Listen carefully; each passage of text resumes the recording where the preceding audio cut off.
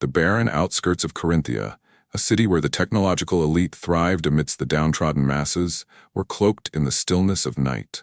That stillness shattered with a deafening roar as a burning spacecraft careened through the atmosphere, its trajectory erratic and desperate.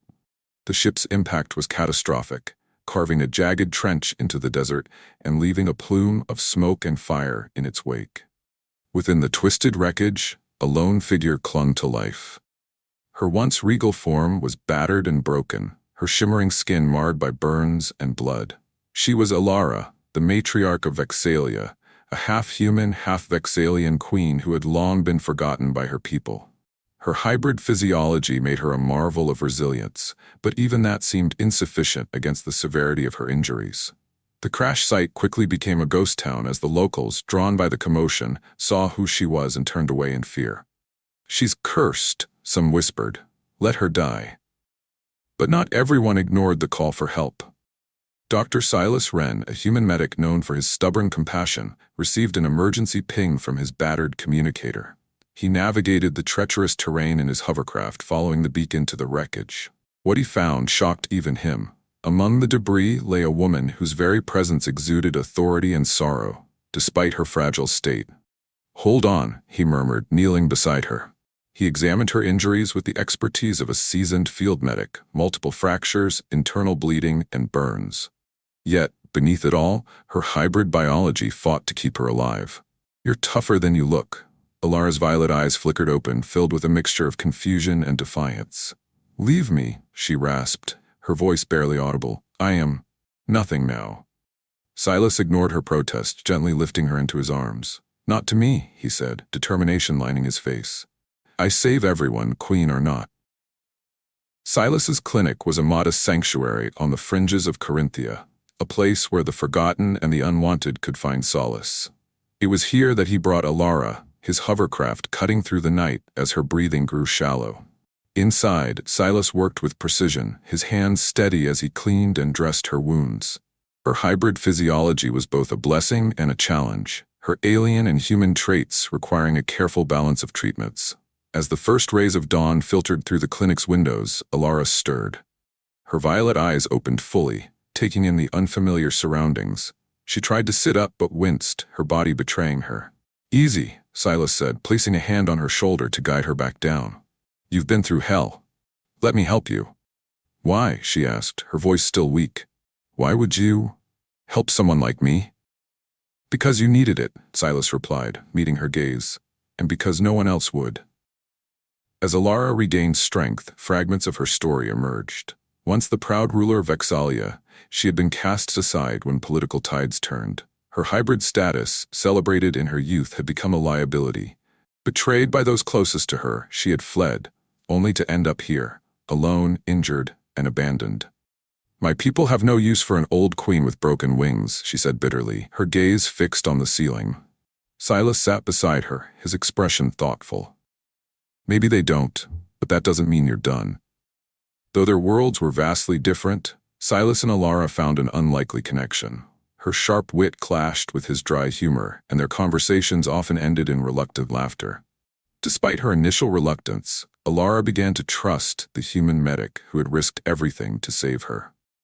"You're strange, Silas Wren," she said one evening, her tone carrying a hint of amusement. "You treat me like I'm normal." "Maybe because you are," Silas replied, a smile tugging at his lips. "Under all that royalty and alien genetics, you're just someone who needed a hand." For the first time in years, Alara felt something stir within her, a glimmer of hope, fragile but real. And for Silas, her resilience was a reminder of why he had chosen this path, a path that often led to the edges of the galaxy and the forgotten lives it held.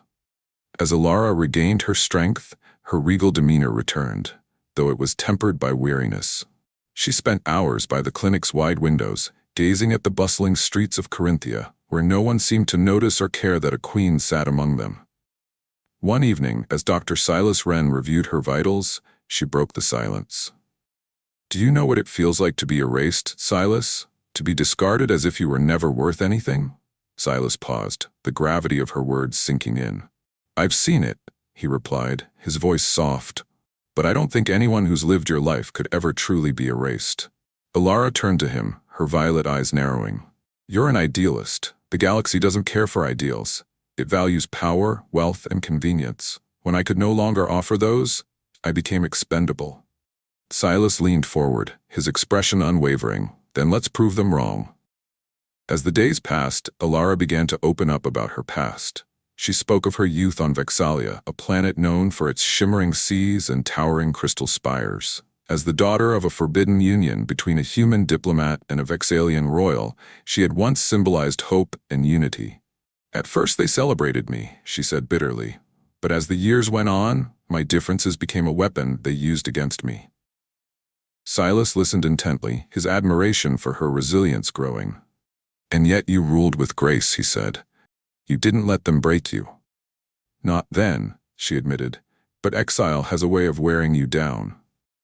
Word of Alara's presence in Silas's clinic spread through the city, carried by whispers and rumors. Some spoke of her as a fallen monarch, while others viewed her as a relic best forgotten. One evening, as Silas closed the clinic, he noticed a group of figures lingering across the street. Their faces were obscured, but their intent was clear. Trouble's coming, he muttered to himself, locking the door tightly. Alara, observing from a corner, caught the tension in his posture. They've found me, haven't they? She asked, her voice calm but resigned. Silas nodded. It looks that way, but I won't let them take you. The following night, the clinic was surrounded. A group of mercenaries, hired by unknown benefactors, demanded Alara's surrender. Their leader, a tall, youth-scarred Vexalian with piercing golden eyes, stepped forward. Matriarch Alara, he called, his voice cold and commanding. You have outlived your usefulness. Come quietly, and this will end without bloodshed. Alara stood by the window, her face unreadable. It seems even the forgotten cannot escape their past, she murmured. Silas placed a hand on her shoulder. You don't have to face this alone. She looked at him, her expression softening. And you don't have to fight my battles, Silas. Maybe not, he replied, but I will anyway. When the mercenaries attempted to breach the clinic, they were met with a barrage of defensive measures. Silas, ever resourceful, had fortified the building with traps and barriers designed to slow the attackers. Alara, despite her injuries, proved to be a formidable ally. Her hybrid physiology allowed her to move with agility and precision, and her knowledge of Vexalian combat tactics gave them a strategic edge. You fight like a queen, Silas said, covering her as she disarmed one of the mercenaries with a swift motion. Alara smirked. And you fight like someone who doesn't know when to quit. As the battle raged on, the mercenaries began to falter. Alara confronted their leader, her presence commanding despite her weariness. You serve those who discarded me, she said, her voice steady.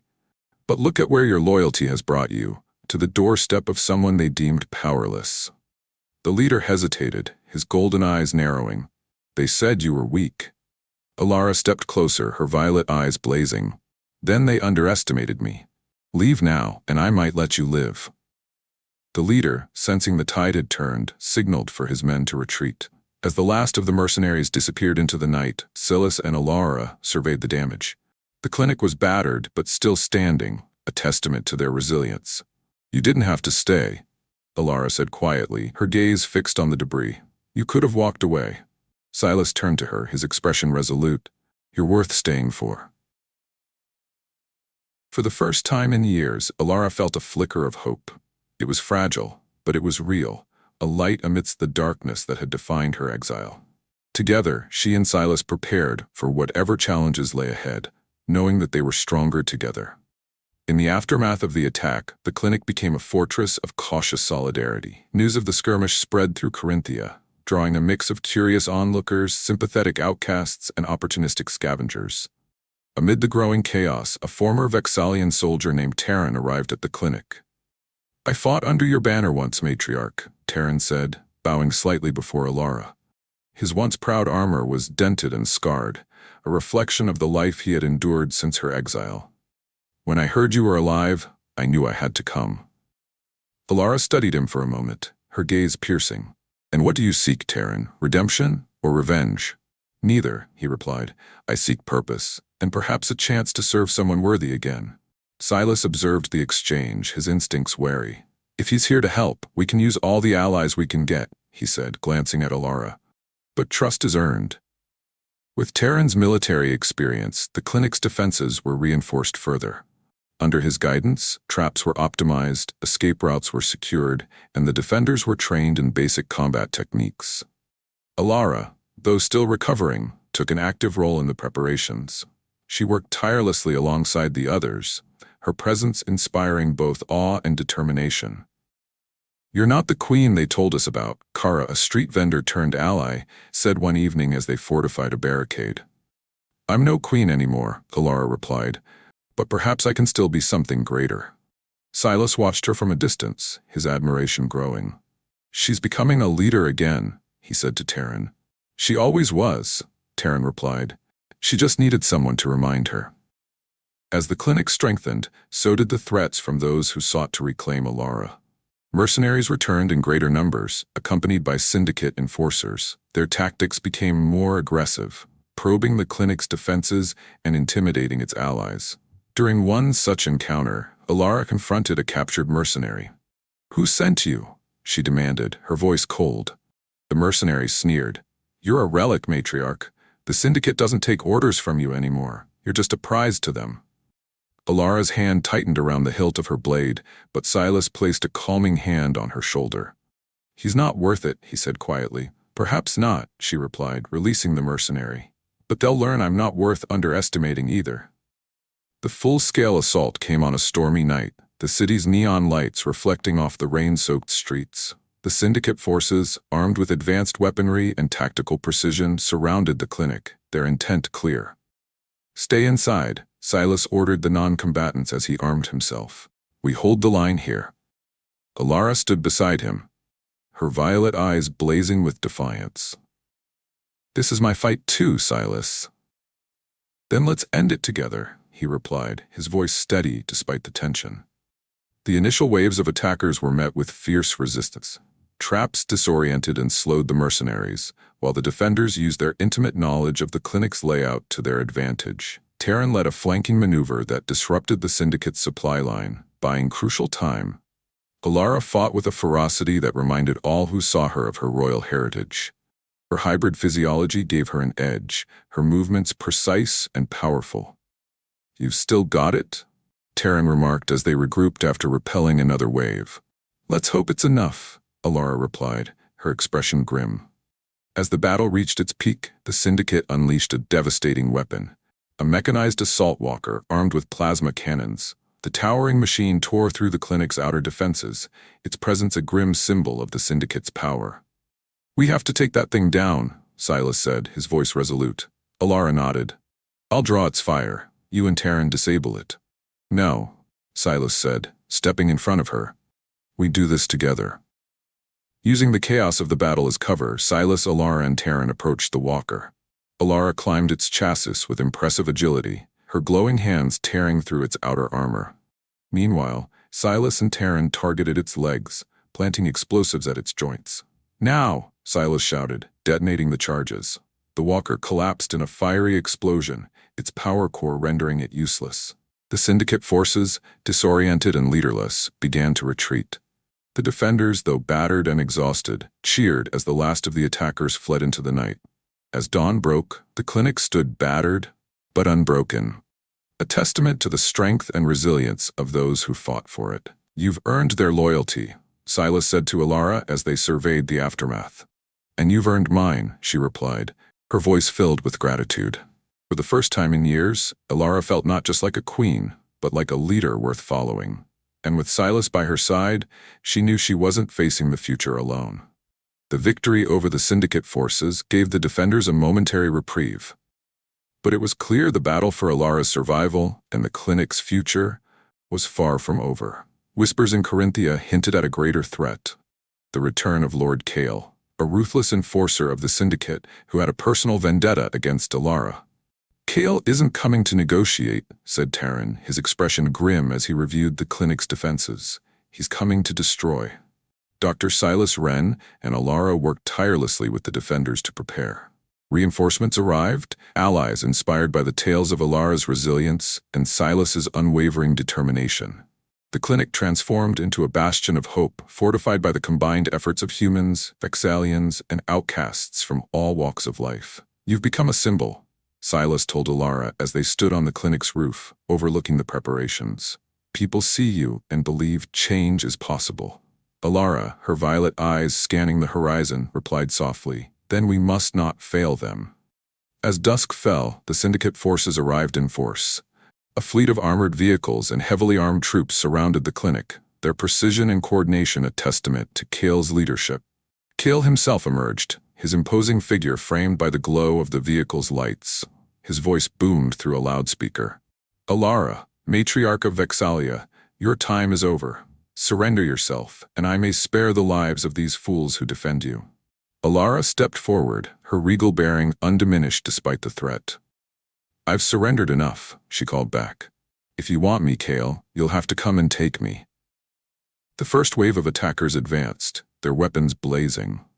The defenders responded with precision, their traps and fortified positions forcing the syndicate into a grueling fight. Alara moved through the chaos with grace and authority, her presence rallying the defenders.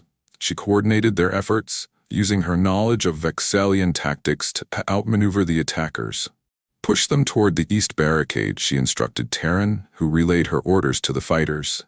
"That's where their formation is weakest."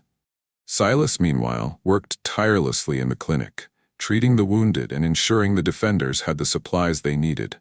Despite the intensity of the battle, he found moments to check on Alara, his concern for her evident. "You're doing more than surviving," he told her during a brief lull in the fighting. "You're leading." Alara met his gaze, a faint smile crossing her lips. "And I'm not doing it alone." The syndicate's relentless assault began to wear down the defenders. The clinic's outer defenses were breached, and the fighting spilled into the narrow corridors of the building itself. Kale entered the fray, his presence like a storm. He wielded a plasma blade with terrifying precision, cutting through defenders as he advanced toward Alara. "You've hidden long enough, matriarch," Kale sneered, his golden eyes glowing with malice. "It's time you faced the consequences of your failures." Alara stood her ground, her glowing hands pulsing with energy. "You underestimate me, Kale," she said, her voice steady, "as you always have." Their duel was fierce, Kale's brute strength clashing with Alara's agility and precision. Around them the battle raged, the defenders rallying to hold back the syndicate forces. Realizing Kale's forces would not relent, Silas devised a desperate plan. Using his knowledge of the clinic's layout, he led a team to rig the building's backup power core to emit an EMP burst, disabling the syndicate's advanced weaponry. "We have to time this perfectly," Silas told Terran as they worked quickly to set the charges. "If it fails, we lose everything." Meanwhile, Alara fought Kale with unrelenting determination. Though she was wounded, her resolve never wavered. "You fight for greed and power," she said as she dodged another strike. "I fight for something greater." As the EMP burst activated, the syndicate's weapons and vehicles fell silent. The defenders seized the moment, overwhelming their disoriented enemies. In the final moments of their duel, Alara disarmed Kale, her glowing hands pressing against his chest. "This is for my people," she said, her voice filled with righteous fury. With a final surge of energy, she sent him sprawling, his armor sparking as he hit the ground. The syndicate forces, leaderless and disabled, retreated into the night. Cheers erupted among the defenders as the last of the attackers fled. As dawn broke, the clinic stood battered but unbroken. The defenders gathered in the courtyard, their faces weary but triumphant. Silas approached Alara, who leaned heavily on a staff, her wounds evident but her spirit unbroken. "You did it," he said, his voice filled with pride. "We did it," she replied, her violet eyes softening as they met his. "Together." For the first time in years, Alara felt not just like a survivor, but a leader, a beacon of hope for those who had once been forgotten. And with Silas by her side, she knew their fight for a better future was only just beginning. The victory over Kale and the syndicate forces had brought a fragile peace to Corinthia. But it was clear to Dr. Silas Wren and Alara that the syndicate would not forget such a public defeat. In the days following the battle, whispers of retaliation grew louder. Alara, though exhausted and wounded, gathered the defenders in the clinic's courtyard. "We cannot let fear paralyze us," she said, her voice steady despite the weight of responsibility. The syndicate underestimated us once, and if they return, they will find us stronger than before. Her words inspired those who had fought by her side. Even the newest recruits from the city's outskirts found courage in her leadership. The syndicate's retaliation came in the form of a biomechanical juggernaut, a towering machine of alien and human design, built to obliterate anything in its path. Its arrival in Corinthia sent shockwaves through the city. Silas and Alara stood on the clinic's roof, watching as the machine approached. "That's not just a weapon," Silas said, his voice grim. "It's a message." Alara nodded, her expression resolute. "Then let's send one back." Realizing the juggernaut's power, Silas and Alara devised a daring plan to disable it. With the help of Terran and the defenders, they constructed an ambush using the city's dense alleys to funnel the machine into a trap. "We can't outgun it," Terran explained, reviewing the hastily drawn schematics, "but we can outthink it." Alara took command, organizing the defenders and coordinating with Corinthia's underground resistance. "Every step it takes brings it closer to defeat," she said, her confidence rallying the weary fighters. Silas worked tirelessly in the clinic, preparing medical supplies for the inevitable casualties. Though his role was behind the lines, his resolve was no less vital. The battle began at dusk, the city's neon lights casting an eerie glow over the scene. The juggernaut moved with terrifying purpose, its plasma cannons tearing through barricades and scattering defenders. Alara led the charge, her glowing hands a beacon of hope amidst the chaos. She darted through the battlefield, her agility and hybrid strength allowing her to strike at the machine's vulnerable joints. "Focus fire on its legs," she commanded, her voice carrying above the din. "Bring it down." Inside the clinic, Silas monitored the battle through a network of drones. When the juggernaut neared the final trap, a makeshift EMP device designed to disable its systems, Silas activated the countdown. The defenders fell back, drawing the machine into position. As the EMP detonated, the juggernaut froze, its massive frame collapsing under its own weight. Cheers erupted from the defenders, but the victory was short-lived. The machine's core began to overload, its self-destruct sequence threatening to destroy everything within a mile radius. Alara, recognizing the danger, acted without hesitation. Using her unique abilities, she breached the machine's core, her glowing hands absorbing the volatile energy. The effort brought her to her knees, but she refused to relent. Silas, realizing what she was doing, ran to her side. "You don't have to do this alone," he said, his voice breaking. "Yes, I do," Alara replied, her voice strained but unwavering. "But I need you to believe in me." With Silas's help, Alara contained the explosion, her hybrid physiology allowing her to channel the energy safely away from the city. As the light from the core faded, she collapsed into Silas's arms, her strength spent. The battle had been won, but the cost was heavy. The clinic, though battered, stood as a symbol of hope and resilience.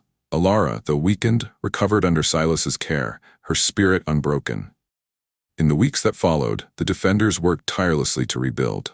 The city's perception of Alara shifted, and she became a beacon of unity for humans, Vexalians, and hybrids alike.